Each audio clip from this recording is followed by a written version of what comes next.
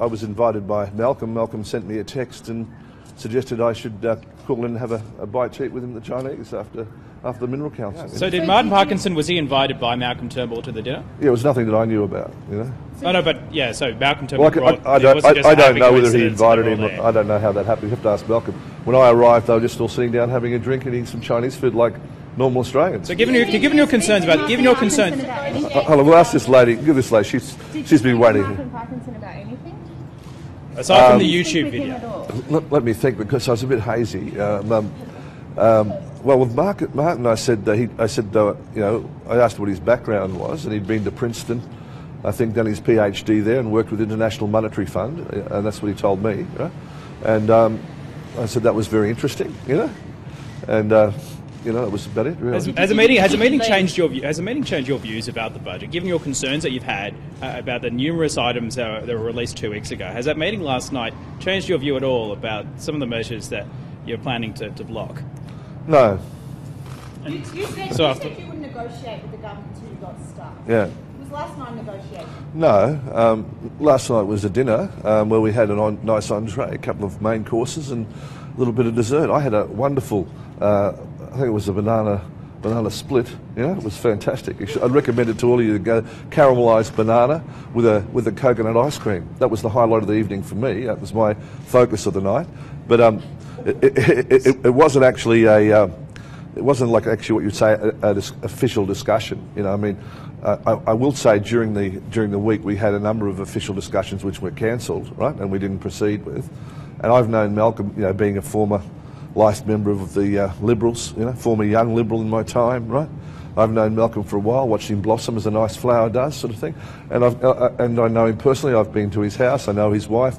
He's a personal friend. Did he talk to you about potentially him becoming a leader of the party and your support in Parliament? Well, the only thing about leader that was discussed was that Malcolm, I remember Malcolm once was a leader of the party. You know, I thought that's probably all gone. I think the Liberals have moved on from that. They've got a charismatic leader in Tony Abbott that can instill in the nation a vision for the future, that can have a fluid discussion with the Australian people, that can listen to what the people want. With a leader like that, what more could you get? Clive, you've got these two staff now, Clive. No, I just said he was the leader once, I think. You've got these additional staff now for your members. That's not true. It's according to the Prime Minister's office, given them the negotiations were secured last week. While you're all, nothing was secured, nothing was agreed. I'll just explain to you, if you like, the context of all that, so you've got a full understanding of it. First of all, in Parliament, as members of Parliament, we get electorate staff. They're at a fairly low wage level, and they're there to help us service our electorate and people like that. Now, what we did, we put a formal request in to the government through Christopher Pyne, right, to say that as we'll be holding the balance of power, we need to have resources which are dedicated to dealing with the legislation that comes from the government and before it goes to the Senate. Now, the Greens, of course, have had this role for a number of years. But they're considered a minor party. Can you let me finish? Yeah, okay, you want to know? I'll tell you. Otherwise, I'll go inside. Right? Okay. So you want to know? So, okay. So the Greens have had resources approved by Tony Abbott, not their electorate staff, but particularly for this purpose. And they've got the ability to be able to fly around Australia and consult with the Australian people and receive submissions. Right? So there's a great volume of material coming through. Now, if we're expected to do that function with less senators than the Greens, right, it means more work, and to deal with it responsibly, we said we should have the same resources that you have approved, Prime Minister, for the Greens, and that's what we're talking about, right? We're not talking about electorate staff. They're trying to fudge it and say it's electorate staff. That's a different function, because quite frankly, you've got the whole Commonwealth Public Service, 1,900 media advisors and ex-journalists that are no longer up to what you guys are doing, working, advising the government what they should do. You've got a whole battery of lawyers in George Banis's department preparing the legislation. You've got senators coming in that are first-term senators, have not dealt with this thing before. Are they supposed to read every document to understand things, or they, like the government would like them to, just to tick things, not knowing what they are? So how many staff? As I understand, the Greens have got 14.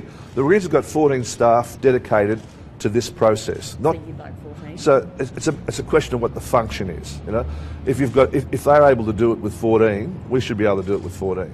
Now, yeah, but one thing that's clear, that none of our senators will vote for anything at all that they don't know what they're voting for. They just won't do that, and I made that absolutely clear. Now, the Prime Minister said that this budget is a risk to the coalition. It's a risk to the party. Do you think that this budget is a risk to? Well, he's a Liberals? perceptive person, isn't he? Of course, it's a risk. Actually, it's a rape on the Australian community. It's a betrayal of every principle that Robert Menzies stood for when he founded the Liberal Party, that Malcolm Fraser fought for in the 1980s, that John Howard took to all the elections. It's a betrayal of those 4 women I told you about that had voted Liberal for 50 years.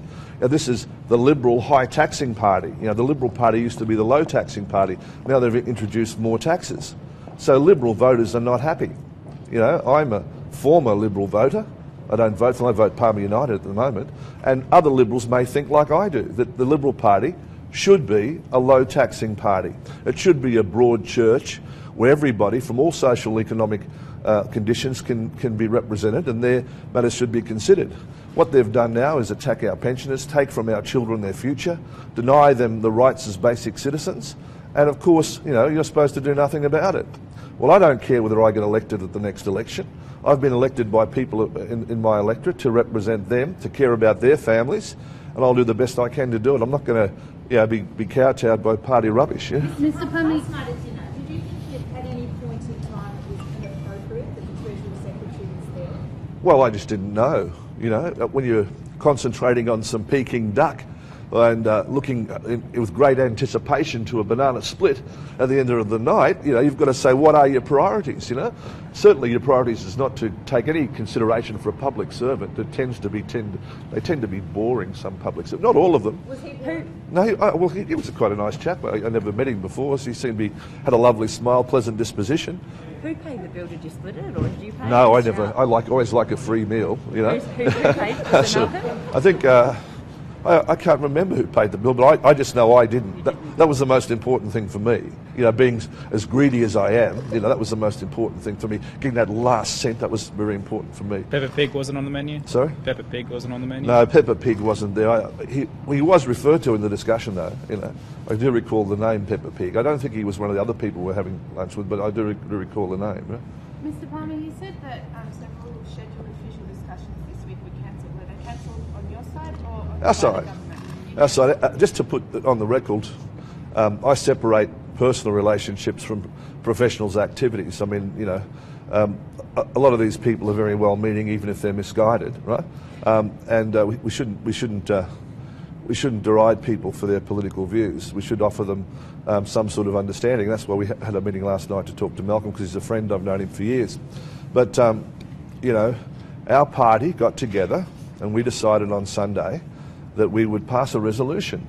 And that resolution was that no parliamentary member of the Palmer United Party, our caucus, right, would have any contact and any discussions inside Parliament House, right, with any member of the Liberal Party or the National Party, because we thought that this was some way of doing a protest. Bobby Sands went on a hunger strike in the 70s, didn't he, in England?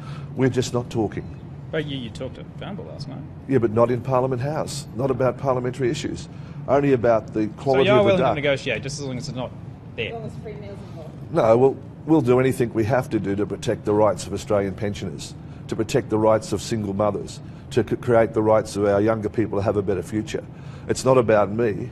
It's not about losing face. It's not about winning votes. It's about ensuring that they get a fair go. So you've told the Senate-elects not to speak to. No. You can, but no. I haven't told them at all. That's the resolution. I just, if you play back your tape and read it, you'll hear it. You'll hear what it says. It says in Parliament House, right? We will not talk to any members of the Liberal Party or the National Party. So have your senators-elect talked to any members of the Liberal or National Party outside of Parliament House? No, not that I'm aware of. I think the Prime Minister office contacted the motorists yesterday and asked them would he meet them before July, because it was an urgent matter. I can't think of what it could be, but it was urgent anyway. And of course, they wrote back. They texted me what they said. They said no meetings. Have you spoken to Bob Day? Have you spoken to Bob Day at all since his election? I've spoken to Bob Day. Well, did you meet with him this week? No, I didn't meet with him. No. Did you get a sense at all that you would be buttered up? Well, I don't know. I'm a bit prejudiced to be buttered up with a bit of Peking duck and a bit of food and nice wine and that sort of thing. It's great, very flattering. I don't mind being like, most people like to be buttoned up, don't they? Mr. Palmer, who would make a better Liberal leader, Tony Abbott or Malcolm Turnbull? Well, I don't know. It's such a hard question, isn't it? I don't think anyone's raised that question. When you've got such a charismatic leader like Tony Abbott leading the nation forward, having a plan, they've got to have a plan. It's got to be 6 points. They're going to stop the boats. And like that candidate, he knew what the plan was. He knew the plan was to stop the boats, abolish the carbon tax, get rid of the mining tax. But then what? Devastation?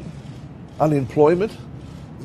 People wandering the streets looking for a job? Families fighting with each other over a few crumbs? Is that the plan? If it is, we need to oppose it. God bless you. Oh, I don't know. It's a matter for them. I'm not a Liberal, as you know. I'm just a independent guy.